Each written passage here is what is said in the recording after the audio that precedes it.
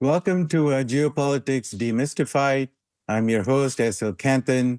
We bring in perspectives you do not see or hear in the mainstream media.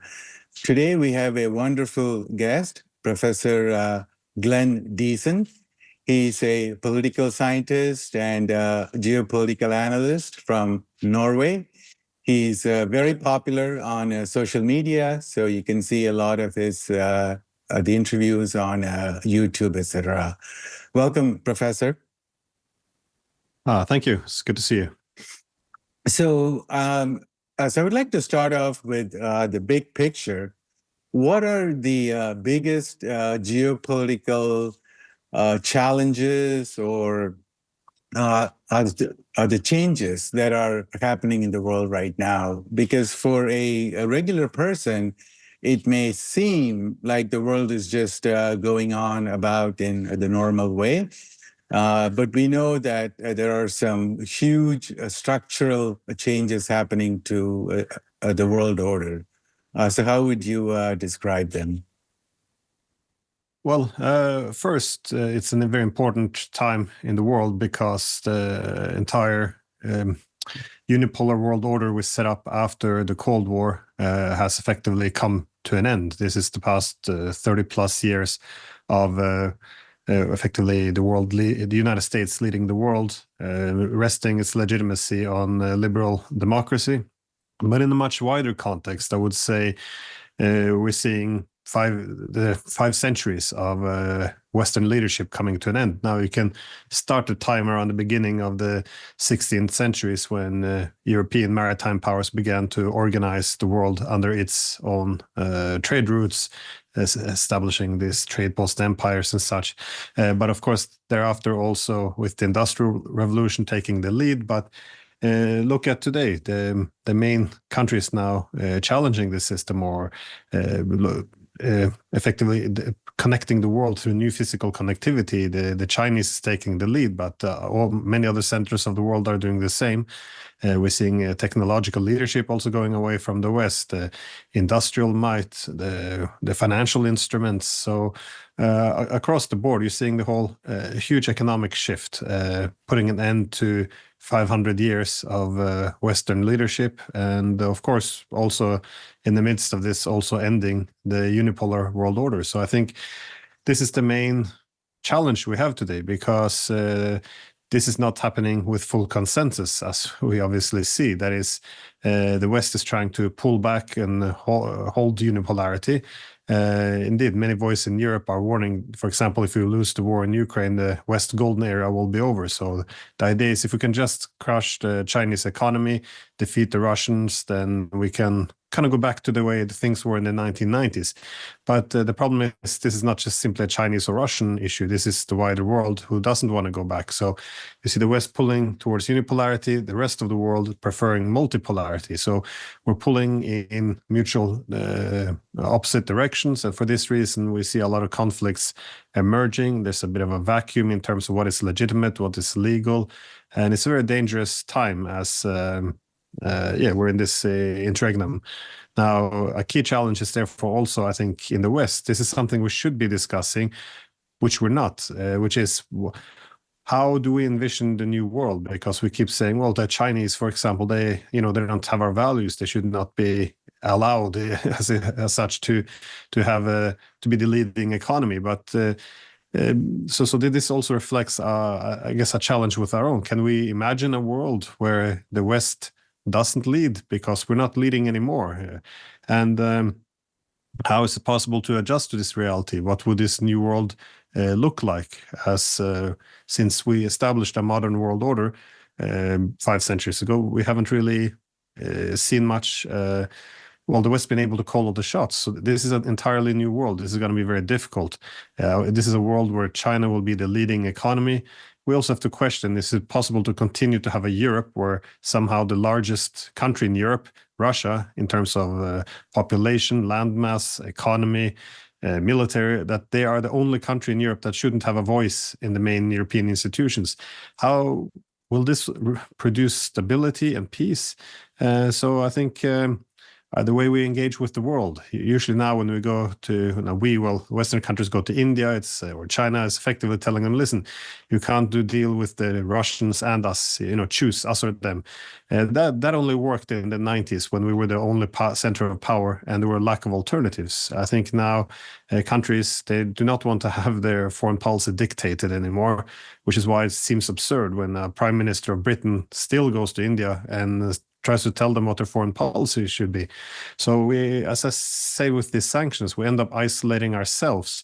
Now, it's not popular to say, but because we still live in this bubble that, perhaps things will go back to the way it should be, the normal way.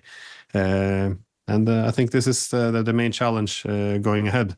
We're not going to have the dominant leading technologies always. We're not going to have the industrial capacity. We're not going to control all the physical connectivity in terms of land and by sea. We're not going to have the leading banks. The US as a reserve currency is going to slowly wither away as countries either lean towards national currency or pursue other solutions. And what do we do then when we can't compete economically anymore? We're still going to have free trade if we don't have the most competitive industries, or are we going to start militarizing economic disputes and competition as we're doing with China?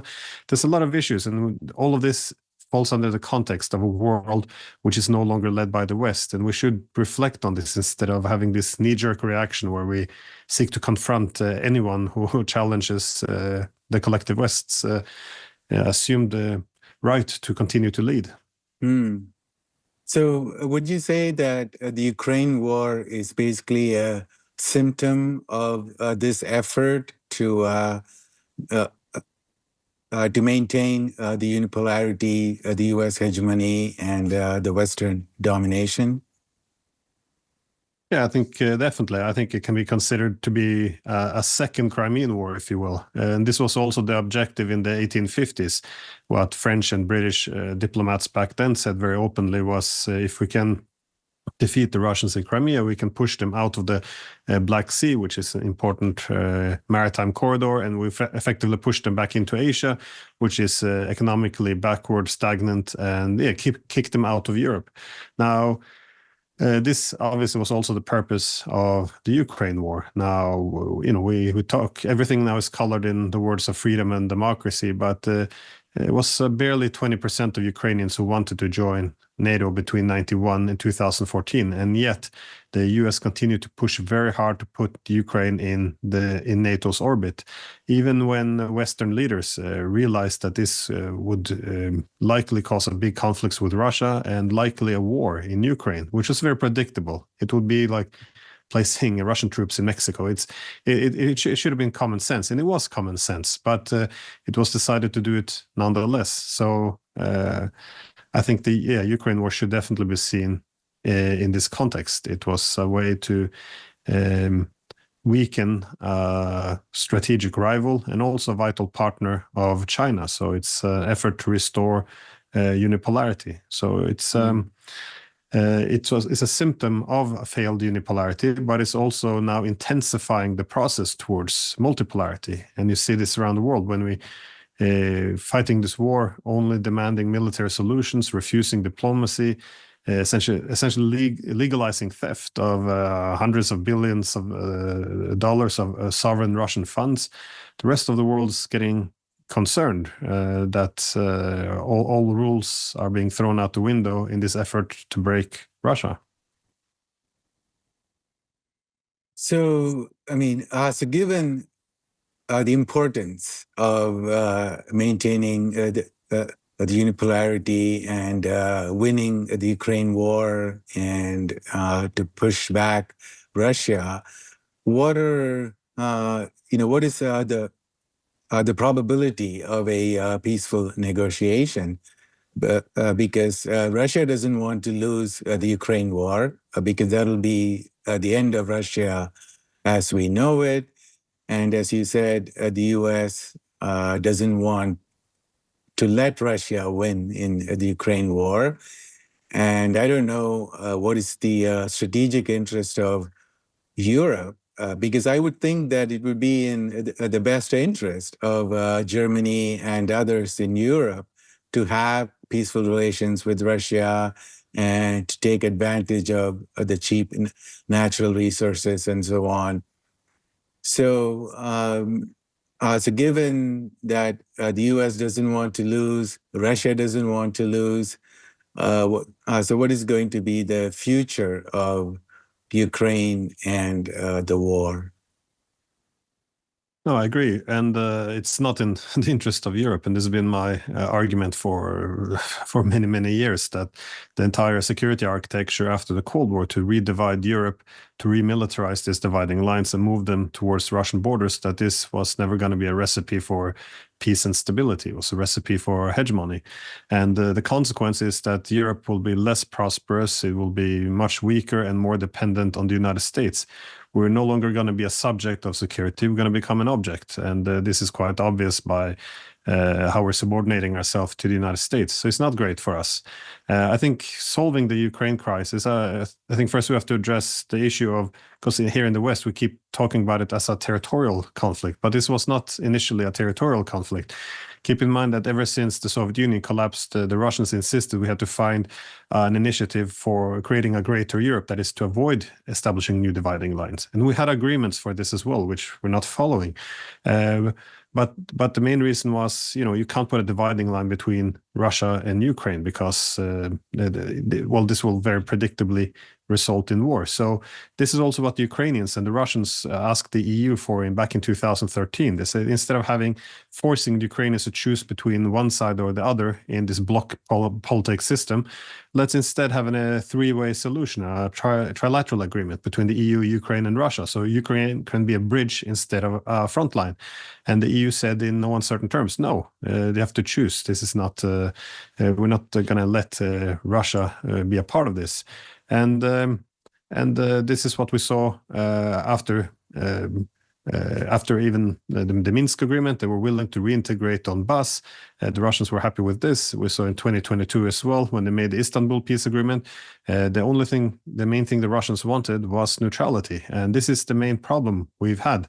But now, of course, it's become a territorial conflict, because if the territory is going to end up either in the hands of NATO or Russia's seizing the territory.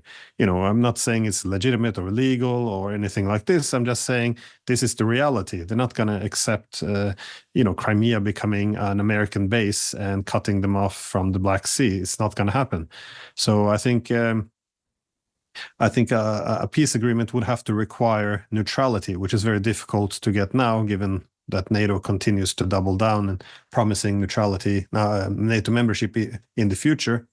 But I think the rhetoric in the West will probably begin to change soon, because this was, as many American leaders continue to mention, it was a good war. We are being able to bleed the Russians, both of manpower and treasury, military equipment, and from this perspective, it will be a good war as long as the front lines are stable.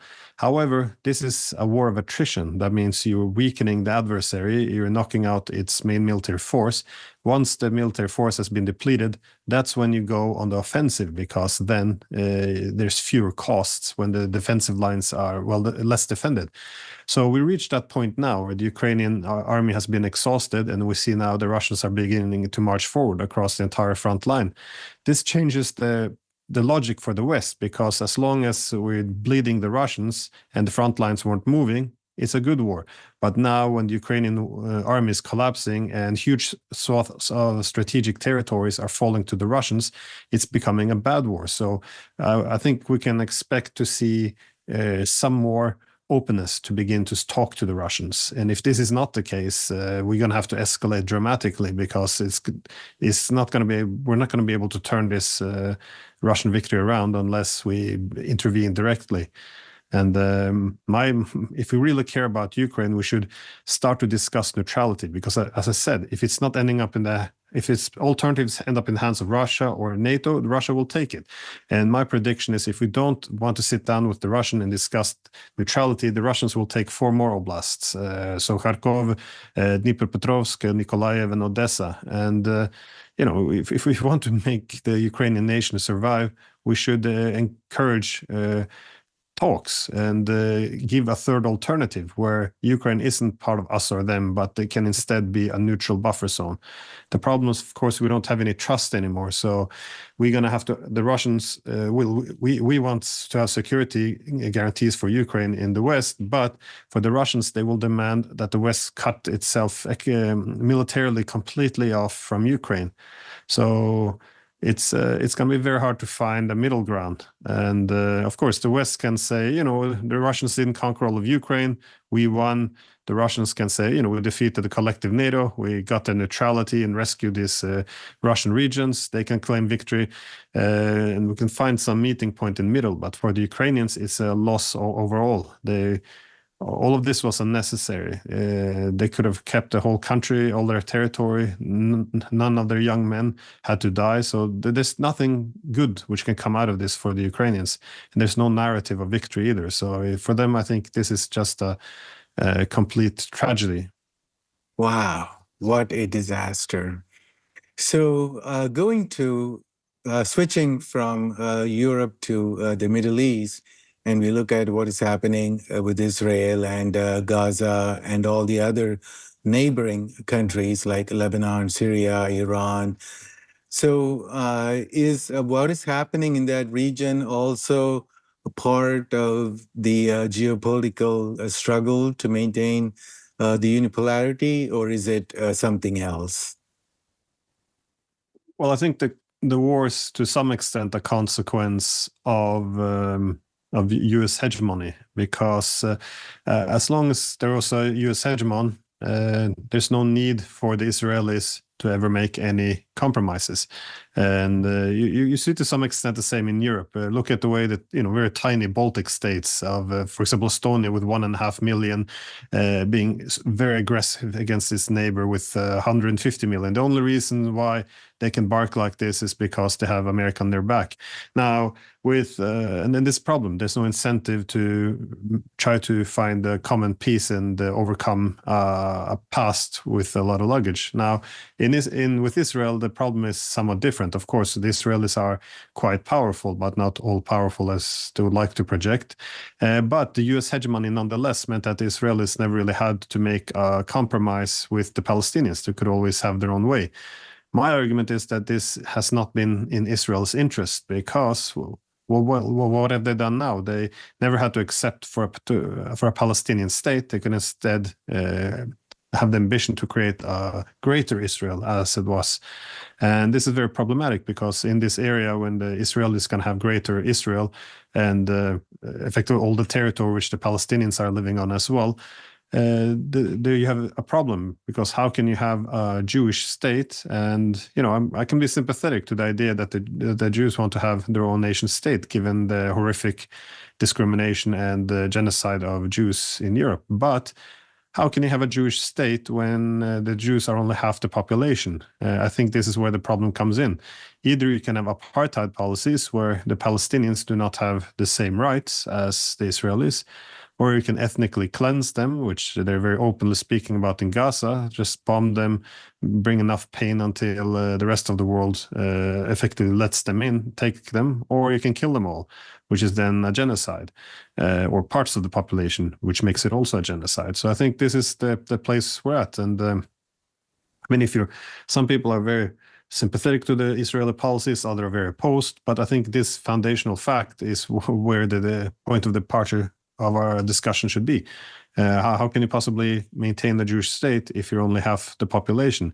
So I think ignoring or failing to establish a Palestinian state, it's an act of self-harm, because well, you can forget about being a democracy at least, and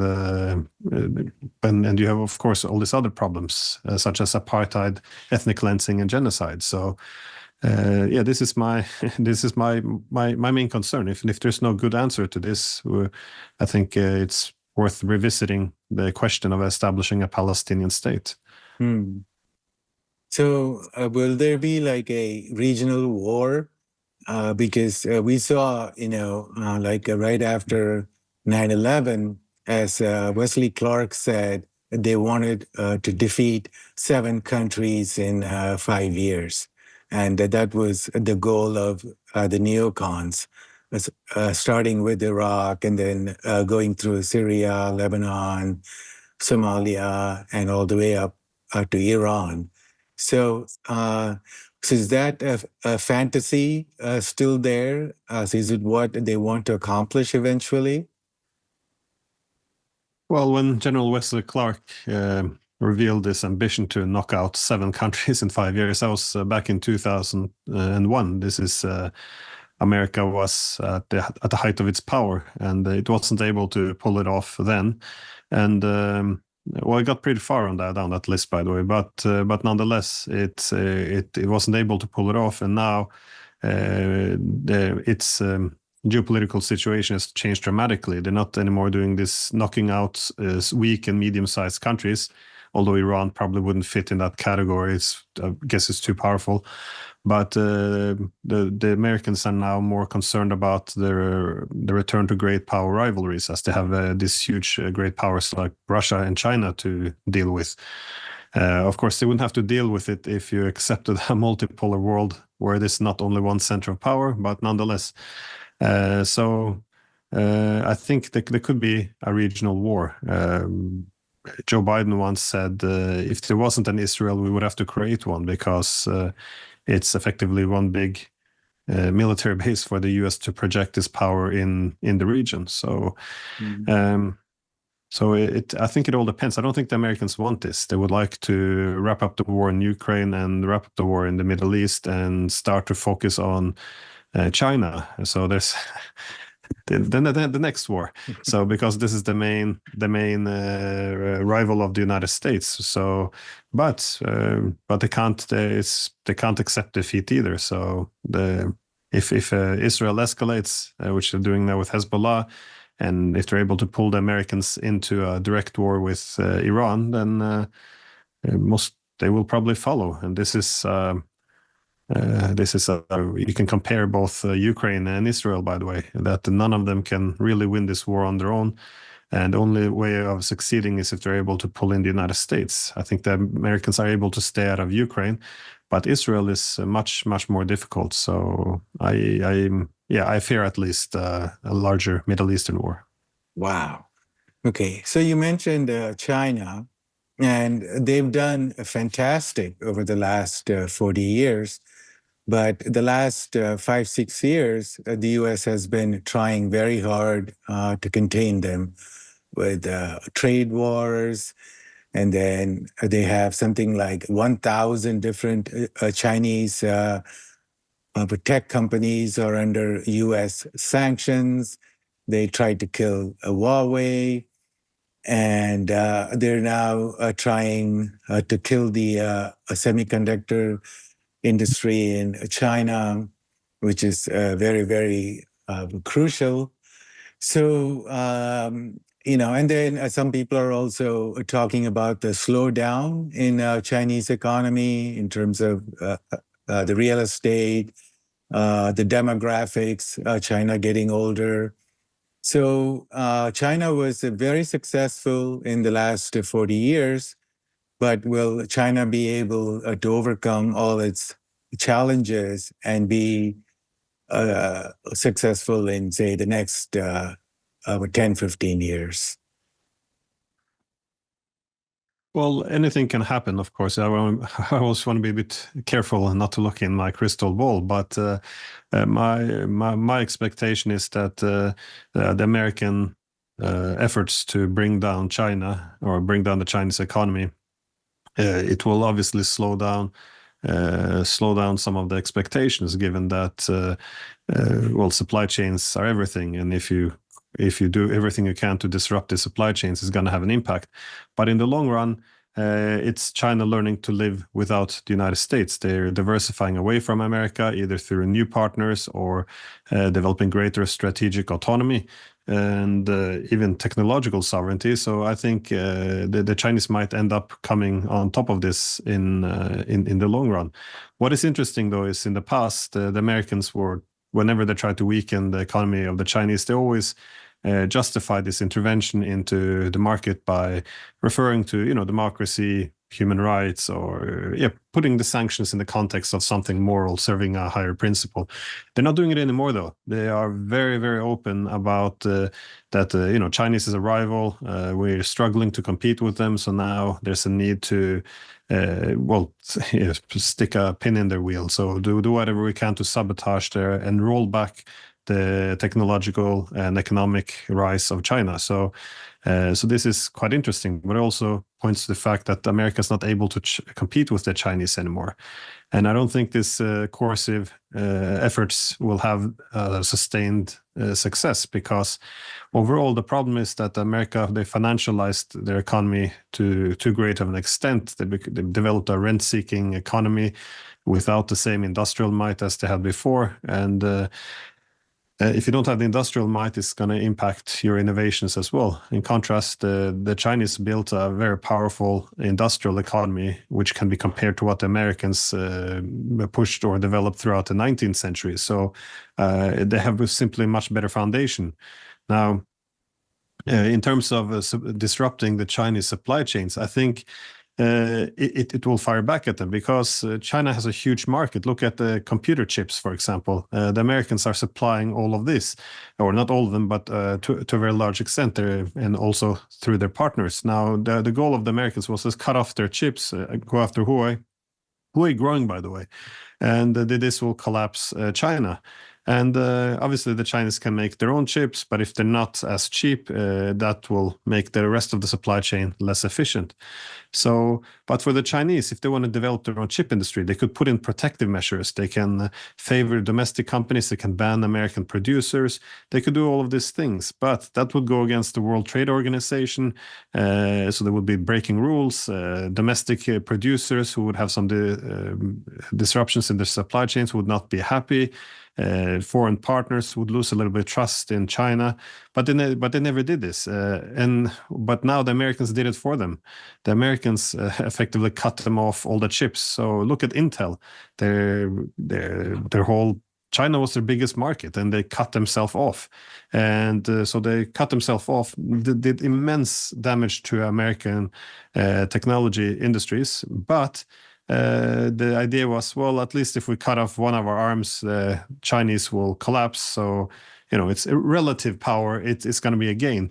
But we see this is not the case. The Chinese are still moving forward. They're able to produce their own chips. And the problem is, once this economic war is over, the Americans won't have the same Chinese market. They won't have the economic and political influence. So I think they're going to end up weakening themselves. And it's not just the Chinese. The rest of the world is seeing what America's doing when they go after the Chinese tech markets. So the rest of the world is responding. How can we overcome this more rogue America, which is using economic coercion to hold on to hegemony? And this also explains why a lot of countries are attracted to BRICS, even countries like India, which doesn't necessarily always get along that well with China. They recognize we need our own technological centers. We need our own safe supply chains, which aren't too vulnerable to expose to America. We need our own transportation corridors, banks and currencies, payment systems, commodity exchanges, grain corridors, whatever it is. We can't rely anymore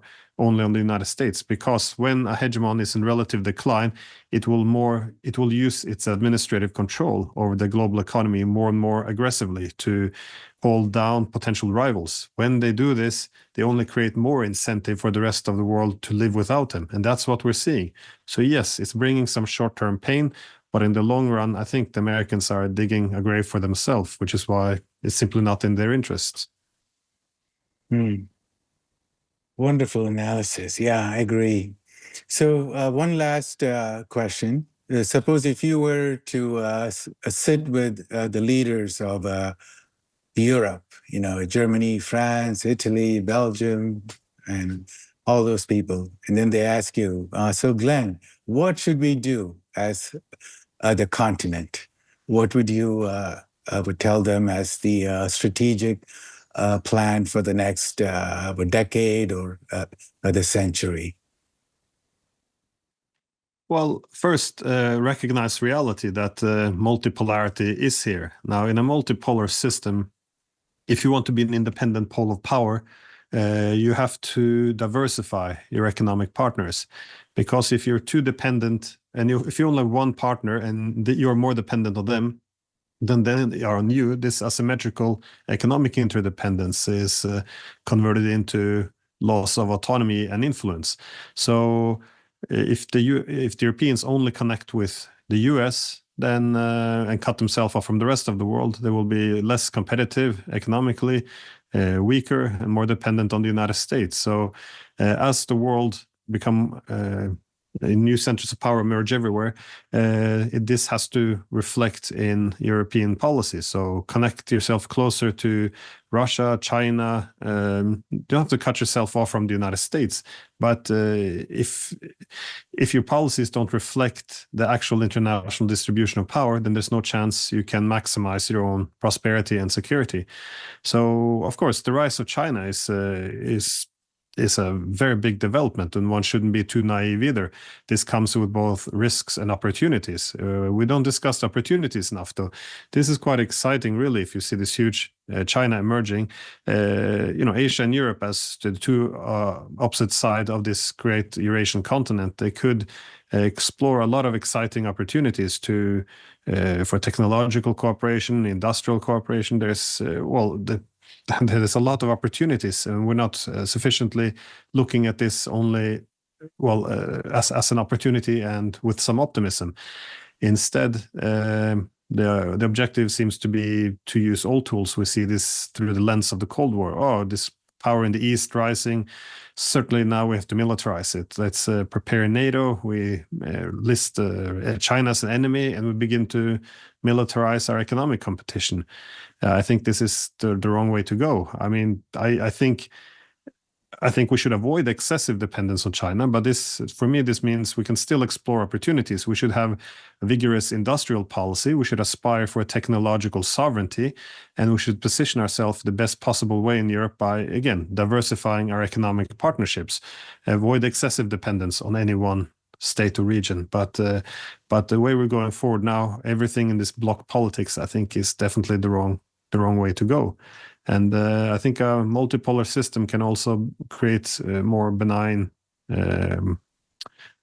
behavior in the international system, because now you have mechanisms to punish both military and economic coercion. Keep in mind that during the Cold War, when you have only two sides, if one side gains, the other one loses. Now, in these days, if you have, let's say China begins to encroach on Russian sovereignty, they begin to try to dictate their policies.